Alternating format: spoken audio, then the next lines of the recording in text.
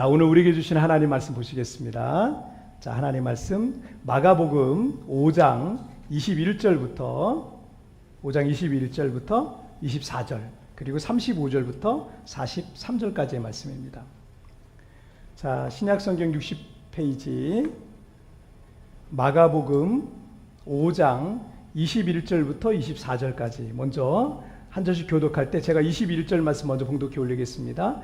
예수께서 배를 타시고 다시 맞은편으로 건너가시니 큰 무리가 그에게로 모이거늘 이에 바닷가에 계시더라 했더니 회당장 중에 하나인 야이로라 하는 이가 와서 예수를 보고 발 아래 엎드려 간곡히 구하여 이르되 내 어린 딸이 죽게 되었사오니 오셔서 그의 위에 손을 얹으사 그로 구원을 받아 살게 하소서 하거늘 이에 그와 함께 가실새 큰 무리가 따라가며 애워싸 밀더라. 아멘. 자, 35절부터 43절까지도 보겠습니다. 35절부터 43절 제가 먼저 35절 봉독해 올리겠습니다. 아직 예수께서 말씀하실 때 회당장의 집에서 사람들이 와서 회당장에게 이르되 당신의 딸이 죽었나이다. 어찌하여 선생을 더 괴롭게 하나이까?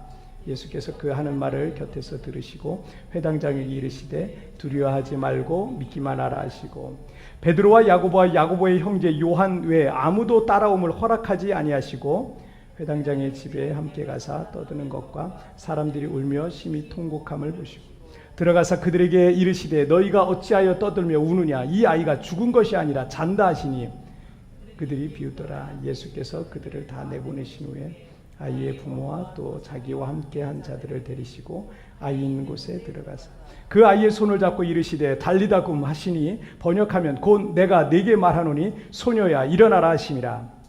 소녀가 곧 일어나서 걸으니 나이가 12살이라. 사람들이 곧 크게 놀라곤 다 같이요. 예수께서 이 일을 아무도 알지 못하게 하라고 그들에게 많이 경계하시고 이에 소녀에게 먹을 것을 주라 하시니라. 아멘. 자, 오늘 말씀 제목 함께 읽겠습니다. 시작. 다 끝난 것 같을 때. 다시 한번 시작. 다 끝난 것 같을 때. 여러분 축구 용어 중에 라스트 미닛 골이라는 게 있어요. 라스트 미닛 골. 이 우리나라에서는 영화처럼 극적인 그 반전을 만드는 골이라고 해서 극장골이라고 이렇게 불리기도 합니다. 자, 축구라는 이 스포츠는 90분 동안 전후반 사이에 잠시 쉬는 것 외에는 계속해서 뛰어야 되기 때문에 체력과 집중력이 결국은 승패를 좌우한다 그래도 과언이 아닙니다. 이 축구 해설가들은 경기 시작 5분과 경기 종료 5분이 가장 중요하다라고 이렇게 말하기도 하는데 그 말도 일리가 있지만 사실은 시작 5분보다 더 중요한 게 종료 5분이에요.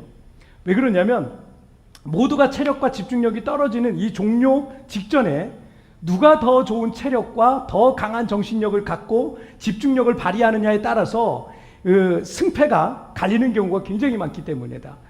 실제로 이 통계를 보니까 게임 종료 5분을 앞두고 나온 골이요, 무려 그 일반 경기에서 나온 골보다 1.5배에서 2배 정도가 많았다고요. 종료 직전에 골이 가장 많이 난다 그럽니다. 2002년 한일 월드컵 그 16강전 그 이탈리아와의 16강 경기를 여러분 잘 아실 겁니다. 이 월드컵 역사를 통틀어서 이 경기는요 명경기 중에 하나로 이렇게 손꼽히는 경기입니다. 대한민국은 월드컵에 여러 번 출전을 했는데 단 한 번도 월드컵에 출전해서 이긴 적이 없어요. 비긴 적은 있어요. 근데 이긴 적이 단 한 번도 없는 그런 나라입니다. 세계의 벽이 참 높다. 월드컵을 볼 때마다 세계의 벽은 참 높다라는 것을 실감했던 그런 경기들이었거든요. 한 번도 승리한 적이 없는 그런 나라입니다. 반면에 이 이태리는요, 월드컵을 3번이나 우승했던 그냥 영원한 우승 후보 중에 늘 있는 나라가 이태리입니다. 축구를 정말 좋아하는 나라죠. 이미 우리나라는 이 2002년 한일 월드컵에서 1승이 뭐예요? 그 예선 경기를 다 통과해가지고 그래서 16강에 진출했기 때문에 우리나라는요 16강 진출이 목표였거든요. 그래서 이미 우리나라는 목표를 다 달성했어요. 이미 정말 기대 이상의 성적을 거뒀다 이렇게 할 수 있습니다. 전 세계 어떤 축구 전문가도 이 축구의 변방이었던 이 대한민국이 강호 이탈리아와 맞서서 대등한 경기를 펼칠 거라고는 아무도 예상하지 못했습니다.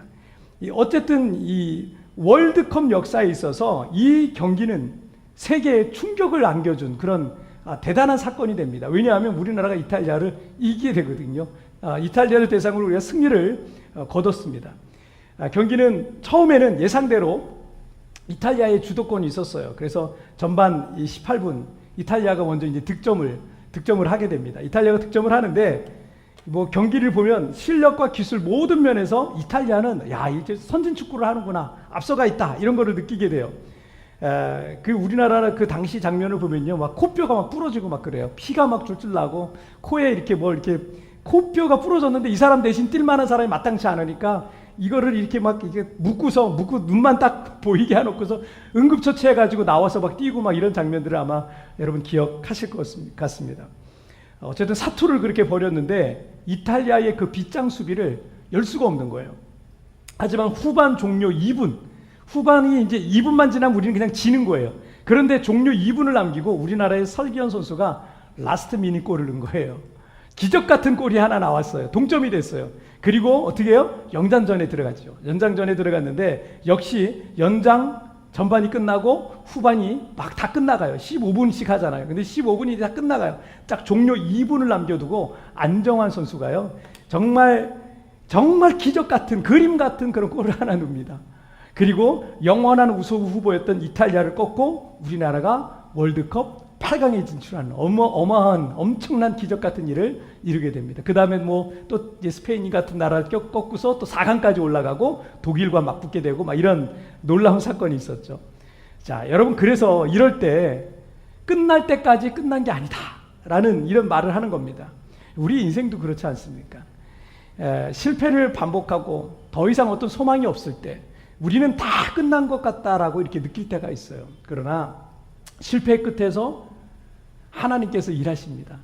우리의 능력이 끝나는 지점에서부터 여러분 하나님이 역사하십니다. 여러분 다 끝난 것 같다라는 그렇게 절망적인 순간에도 여러분 포기하지 마세요. 나의 시간은 끝난 것 같지만요, 나의 시간이 끝나는 그 부분부터 하나님의 때가 있는 거예요. 하나님의 때가 시작이 되는 거예요.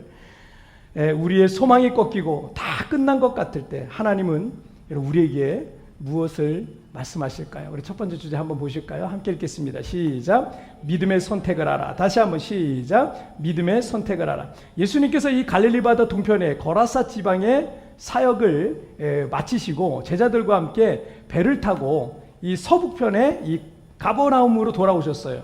이 가버나움은 예수님께서 나사렛에서 평생을 사셨잖아요. 평생을 나사렛 지역에서 살았는데 그 나사렛 지역에서 예수님을 받아들이질 않는 거예요.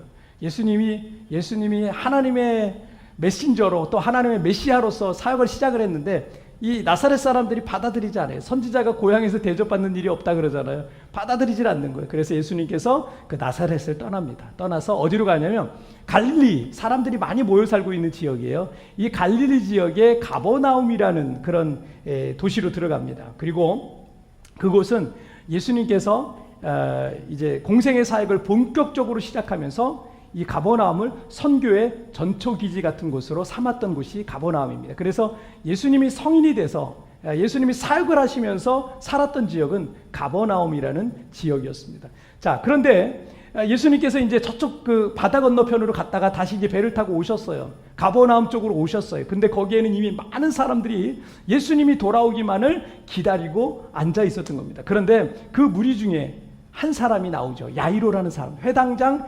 야이로라는 사람이 예수님을 보고 그 발에 엎드려서 울면서 눈물을 흘리면서 애원을 하기 시작하는 거죠. 자, 23절 말씀 보실게요. 함께 읽겠습니다. 시작. 간곡히 구하여 이르되 내 어린 딸이 죽게 되었사오니 오셔서 그 위에 손을 얹으사 그로 구원을 받아 살게 하소서 하거늘. 자, 유대인들은 그 마을마다 회당이라는 것을 두세요. 우리 지금으로 말하자면 지역 교회 같은 곳입니다. 이 회당을 두고 그 회당에서 성경을 배우고 또 기도를 하고 예배를 하면서 여호와 신앙 공동체를 그들은 늘 이루었어요. 자, 회당장은 제사장은 아니었지만 그 회당의 대표입니다. 평신도 대표다라고 이렇게 할 수 있겠습니다.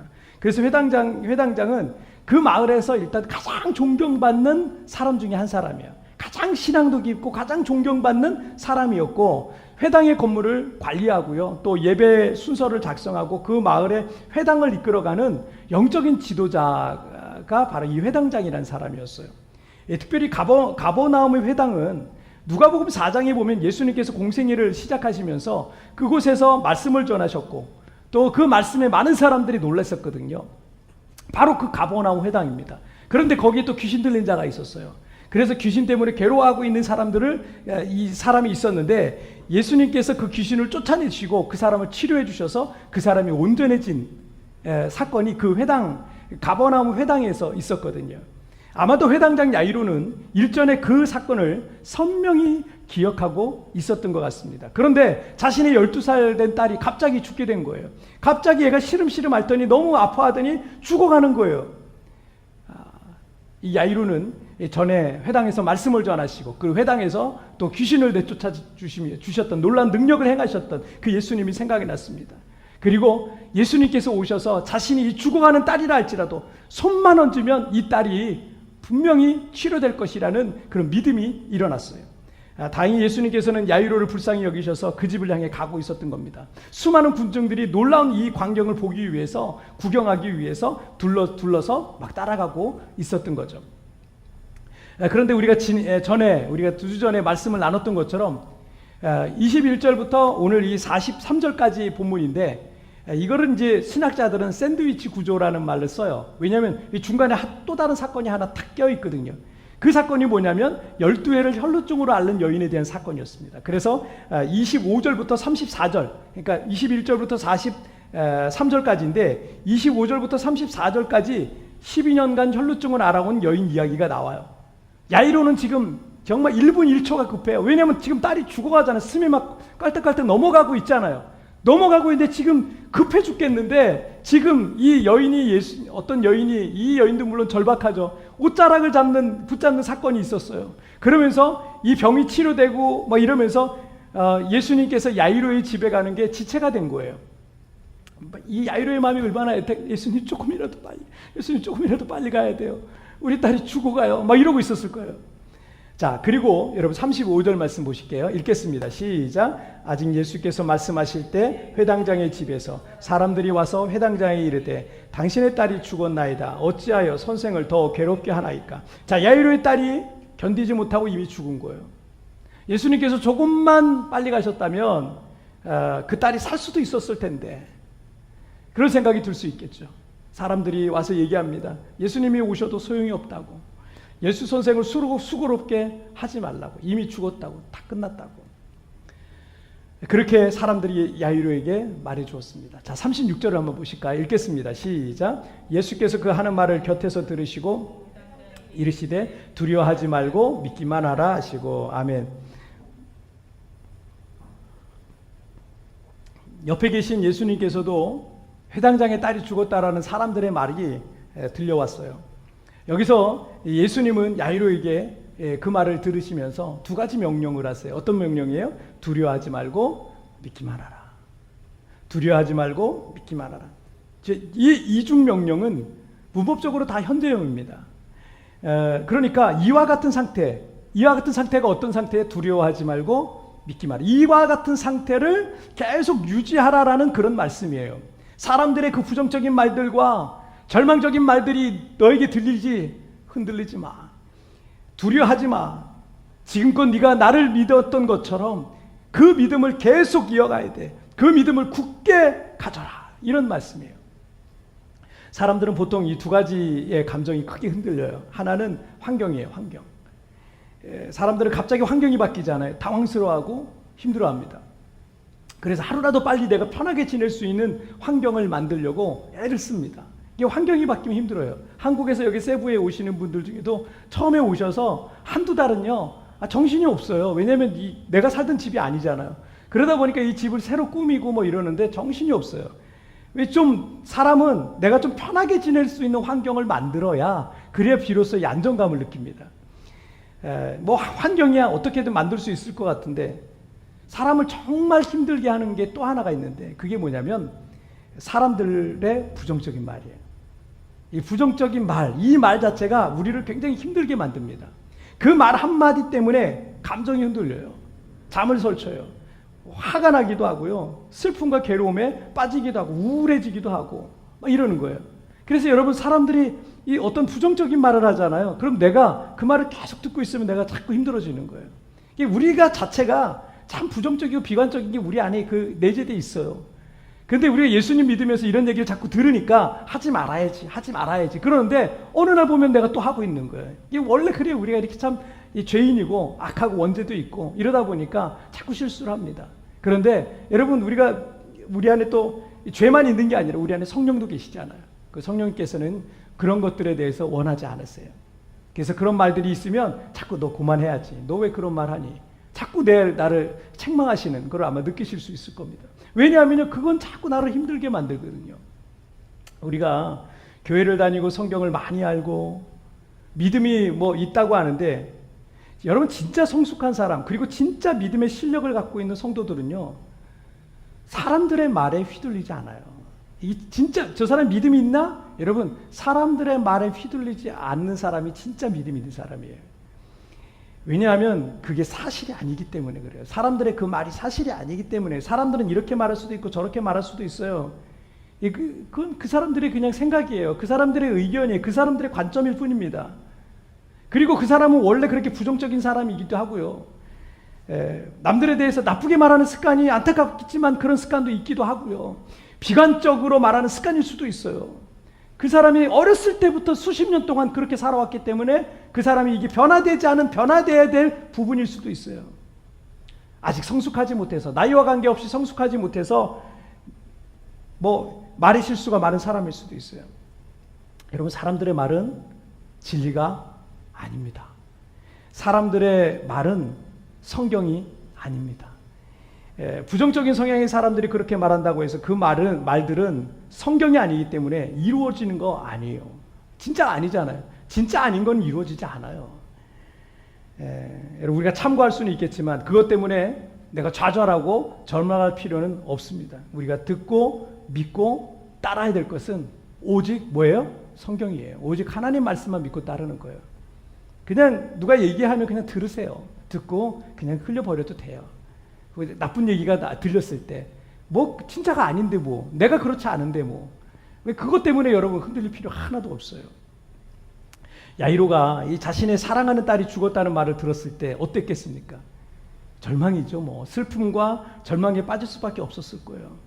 그런데 그렇게 사람들의 말로 인해서 사람들은 그렇게 그 야이로를 절망에 빠뜨려요. 사람들은 힘이 없고 능력이 없으니까 그럴 수밖에 없어요. 그런데 그런 말을 들을 때 야이로의 마음에 이젠 다 끝났구나 라고 하면서 이 절망에 빠질 수밖에 없잖아요. 그런데 예수님께서 옆에서 뭐라고 말씀하세요? 너 저 얘기 듣지 마. 저런 얘기 듣지 마. 두려워하지 말고 믿기만 하라. 이렇게 지금 옆에서 말씀하시고 있는 거예요. 자, 그리고 36절 말씀을 보시면 예수께서 그 하는 말을 곁에서 들으시고 라는 문장이 있는데, 이 문장에 보면 헬라어에도요, 여기 뭐라고 되어 있냐, 맨 첫 그 헬라어에 보면은 무시하다라는 단어가 쓰여져 있거든요. 영어 NIV에도 ignoring이라는 단어가 써 있어요. 우리 언젠가 이 말씀 잠깐 나눴는데, ignoring이라는 단어, 무시하는 거예요. 의식적으로 무시하고 모른 채하고 묵살하고 이런 뜻이 ignoring 아니에요. 그래서 이런 말로 이제 이 문장을 시작합니다. 자, 무슨 얘기냐면 예수님께서 첫 번째로 얘기하는 게 ignoring 하라는 거예요. 예수님의 귀에도 사람들의 그런 말이 들리지만 주님은 어떻게 해요? 무시하는 거예요. 안 들어요. 진짜가 아닌데 들을 필요 없어요. 새겨 들을 필요가 없어요. 진짜가 아닌 거는. 그렇게 귀담아 들을 필요가 없어요. 여러분, 왜 그런 말들로 인해서 여러분의 감정이 흔들리고 그런 말들로 인해서 여러분이 괴로워하고 슬퍼하고 절망해야 됩니까? 그런 말들은 무시해도 돼요. 그런 말들에 흔들리면 내 인생 속에는 믿음의 역사는 일어나지 않습니다. 그러나 비관적이고 부정적인 말들을 무시하면서 어떻게 해요? 믿음으로 주님을 절대적으로 신뢰하면 내 삶에 하나님의 역사도 시작되는 거예요. 로마서 4장 20절과 21절 말씀 함께 읽겠습니다. 시작. 믿음이 없어 하나님의 약속을 의심하지 않고 믿음으로 견고하여져서 하나님께 영광을 돌리며 약속하신 그것을 또한 능히 이루실 줄을 확신하였느니 아브라함 이야기입니다. 아브라함이 100세나 되었고 자기 몸이 죽은 것 같고 아내였던 사라의 태가 죽은 것 같음을 알고도 믿음이 약하여지지 않기 때문에 믿음의 조상이라고 불리는 거예요. 믿음 하나로 이렇게 됐다는 얘기죠. 여러분, 우리의 인생 속에는 아무 걱정이 없고 편안하고 안락한 삶만 기다리고 있지 않습니다. 환경이라는 것은 종종 우리를 힘들게 할 거예요. 우리 주변에 내 마음에 맞는 좋은 사람들만 있는 게 아니라요, 때로는요 내 마음을 힘들게 하고 불편하게 하는 사람들도 있을 겁니다. 시시때때로 그의 말들은 나를 괴롭힐 거고 내 감정을 흔들어 놓기도 하고 절망과 좌절을 줄 수도 있을 겁니다. 여러분, 그렇다고 해서 우리가 산속에 들어가 살 수는 없잖아요. 그렇다고 해서 조금 마음에 안 들다가 그런 사람들과의 모든 관계를 다 단절하고 살 수는 없잖아요. 여러분, 부부도 때로는 마음이 안 맞는데 사회생활하면서 세상에서, 때로는 교회에서, 어떤 단체에서, 어떤 조직에서 마음에 안 맞는 사람도 있을 수밖에 없는 거예요. 그런데 여기서 중요한 게 뭔 줄 아세요? 아주 중요한 게 있어요. 여러분, 우리의 선택에 따라 결과가 달라져요. 선택에 따라. 어려운 상황과 환경과 사람들의 부정적인 말들이 나를 잡아 끄는 쪽으로 내가 선택하면 글로 가는 거예요. 그런데 반대로 예수님처럼 그거를 어떻게 이그노링 하는 거예요. 무시하는 거예요. 믿음의 생각과 마음의 우리의 시선을 고정하는 것도 결국 우리의 선택입니다. 여러분, 어떤 거 선택하시겠어요? 어떤 선택을 하느냐에 따라서 여러분, 우리의 마음과 감정은 변하게 돼 있어요. 그리고 결과까지 달라지게 돼 있어요. 자, 그뿐만 아니라 회당장 야이로가 두려워하지 않고 믿기만 했을 때 그의 딸이 어떻게 됐어요? 다시 살아났습니다. 이런 하나님의 놀라운 기적이 나에게도 그런 간증이 일어나게 될 줄 믿습니다. 여러분, 믿음의 선택을 하십시오. 다 끝난 것 같고 소망이 없는 것 같고 그런 소망이 없는 상황 속에서도 새로운 살 길이 열리게 될 줄 믿습니다. 자, 우리 두 번째 주제 볼게요. 시작. 내가 내게 말하노니. 다시 한번 시작. 내가 내게 말하노니. 예수님께서 회당장의 집에 들어가니까 이미 그곳은 초상집이죠. 12살 때 딸아이가 죽었으니 여러분, 얼마나 이 슬픔과 눈물과 이 아픔의 소리가 크겠어요, 그 가정 안에. 여기저기서 울고 통곡하는 사람들이 있었고, 막 떠들며 막 불쌍하다 그러고, 아유 저 불쌍해서 어쩌냐, 저 엄마 아빠 불쌍해서 어떡하냐, 막 이러면서 막 수근수근 하는 사람들도 아마 있었을 거예요.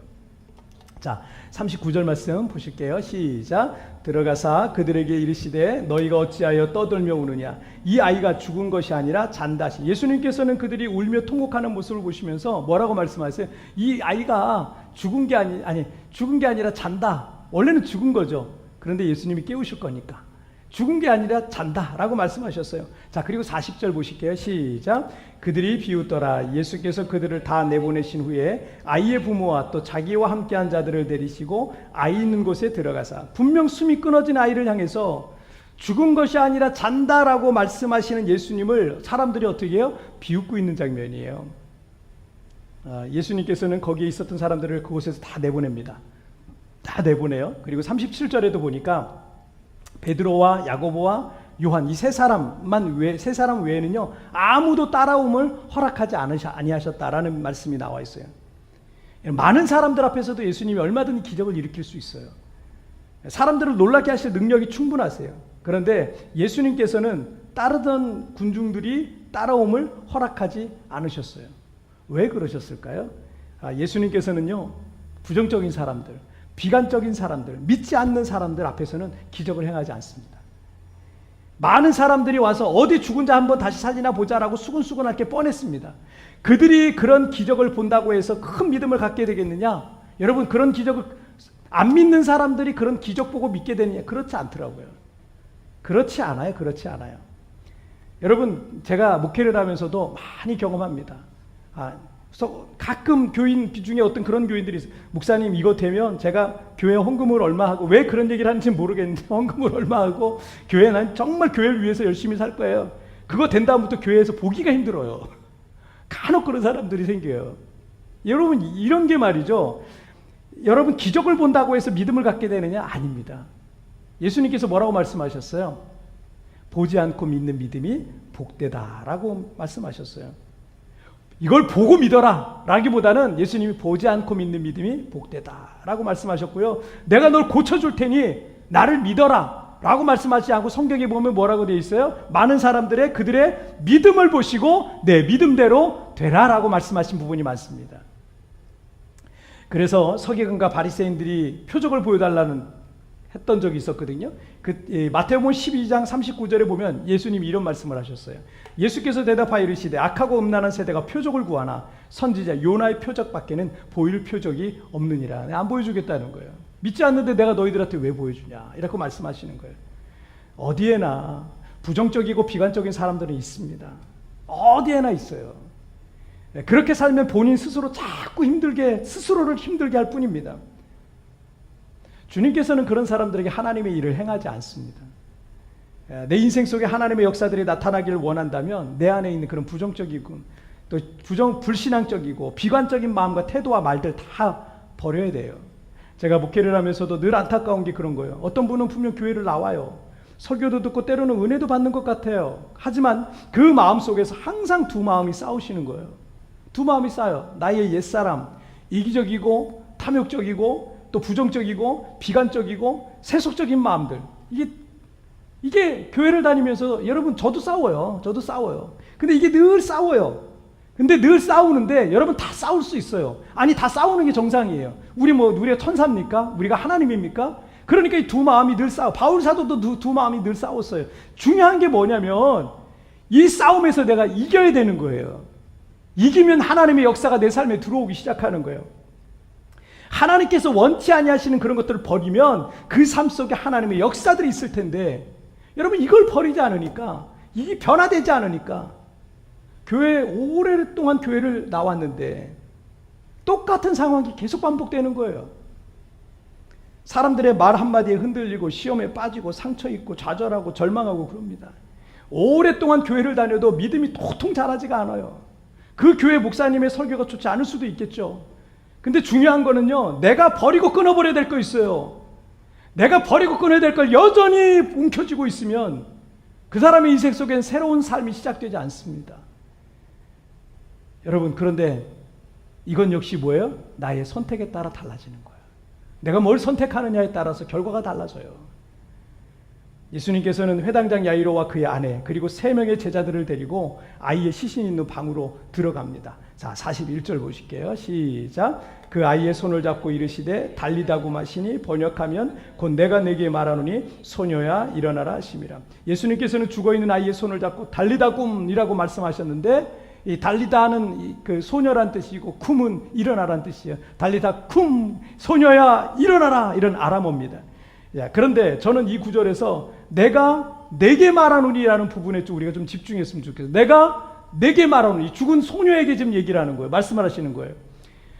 제가 부목사로 사역할 때 섬기던 교회 목사님께서 뭔가를 말씀하시면 거기에다가 뭐 이건 이래서 그렇고 저건 저래서 그렇고 그래서 못하겠습니다. 뭐 이러면 안 되었어요.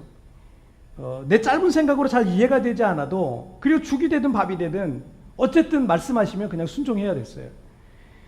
눈에 보이는 목사님께도 순종하지 않는데 눈에 보이지 않는 하나님 말씀에 순종하는 사람? 글쎄요, 많지 않습니다.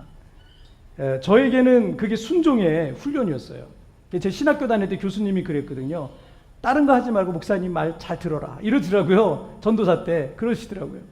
그거였어요. 골로새서 3장에 보면 육신의 상전들에게 순종하되 눈가림만 하지 말고 성실한 마음으로 죽게 하듯 하라.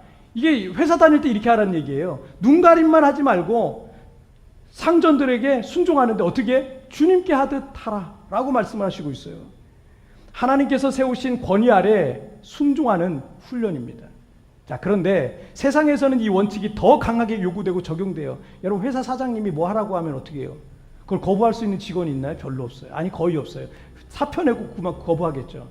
그걸 거부할 부하 직원 없어요. 새벽에 나오라면 나오고 밤에 일하라면 일하고 주말에도 근무하라면 근무하지 않습니까? 왜냐하면 그 대표에게는 적어도 직원들에게 그 말의 권위가 있는 거예요. 그 대표가 말하면 직원들이 따라오게 돼 있어요. 이게 말의 권위가 있는 거예요. 여러분, 이렇게 우리가 사는 세상에도 어떤 위치에 있는 사람들에게는 뭐가 있어요? 말의 권위가 있는 거예요. 그런데 이 말이라는 것이 어디에서 시작됐는지 아세요? 말. 이 사람에게만 말이 있잖아요. 사람에게만 언어가 있습니다. 오직 사람에게만 언어가 있어요. 그런데 이 말이 어디서 왔냐면요, 하나님께로부터 온 거예요. 말이라는 거는 하나님이 우리 인간에게 주신 선물입니다. 자, 요한복음 1장 1절 함께 읽겠습니다. 시작. 태초에 말씀이 계시니라. 이 말씀이 하나님과 함께 계셨으니 이 말씀은 곧 하나님이시라. 말씀을 로고스라, 헬라어로 로고스라고도 얘기하는데요. 말이죠, 말. 태초에 말씀이 계셨다. 이 말씀이 하나님과 함께 계셨으니 이 말씀은 곧 하나님이시라. 자, 여러분 이 말씀이 뭐예요? 요한복음 1장 14절에 보니까 말씀이 육신이 되어 이 땅에 오신 예수 그리스도를 가리키고 있는 거예요. 자, 말씀은 예수 그리스도예요. 그래서 예수님은 말씀 그 자체. 예수님께서 죽으시고 부활하시고 승천하셨지만 주님께서 말씀으로 여전히 살아있는 말씀으로 여전히 우리와 함께 하시고 있는 거예요. 창세기 1장에 보면 하나님께서 말씀으로 세상을 창조하는 장면이 나와요. 태초에 하나님이 천지를 창조하시니라. 근데 창조를 어떻게 하셨는지 보세요. 빛이 있으라. 가라사대 빛이 있으라. 말씀하신 거예요. 그러니까 빛이 있었고요. 하늘과 땅과 바다와 해와 달과 별과 온 땅과 하늘 위의 모든 짐승들 역시 어떻게 해요? 다 가라사대 말씀으로 창조하셨어요. 그래서 진정한 말씀의 권위자인, 그 말씀이 예수님이라 그랬잖아요. 그 진정한 말씀의 권위자이신 예수님께서 내게 말하노니 라는 말에는 뭐가 있어요? 놀라운 권위가 있었던 거죠. 말씀의 권위로 세상을 창조하시기까지 하셨는데 야이로의 딸이라도, 죽은 야이로의 딸이라도 그 말씀으로 다시 살아날 수 있다는 거죠. 여러분, 아무리 불가능해 보여도, 다 끝난 것 같다고 여겨져도, 더 이상 소망이 없어 보여도 죽은 야이로의 딸도 주님의 말씀으로 다시 살아났다는 것은 오늘 본문에서 우리에게 말씀하고 있습니다. 오늘도 주님께서 우리에게 이렇게 말씀하시는 거예요. 내가 내게 말하노니, 내가 내 자녀에게 말하노니, 내가 내 실패한 인생에 말하노니, 내가 내 생업과 기업에 말하노니, 내가 내 교회에 말하노니, 내가 내 도시에 말하노니, 달리다금 소녀야 일어나라. 너는 그렇게 죽지 않을 것이다. 너는 다시 일어나게 될 것이다. 너는 다시 살아나게 될 것이다. 내가 너를 다시 살리리라. 이렇게 말씀하시는 거예요. 할렐루야. 여러분, 이렇게 말씀하시는 예수님의 그 음성을 들으시는 여러분 되시기를 주님의 이름으로 축복합니다. 자, 오늘 말씀 정리해 볼게요. 오늘 두 가지 말씀 나눴죠. 함께 읽겠습니다. 시작. 믿음의 선택을 하라. 내가 내게 말하노니. 다시 한번 시작. 믿음의 선택을 하라. 내가 내게 말하노니. 아멘.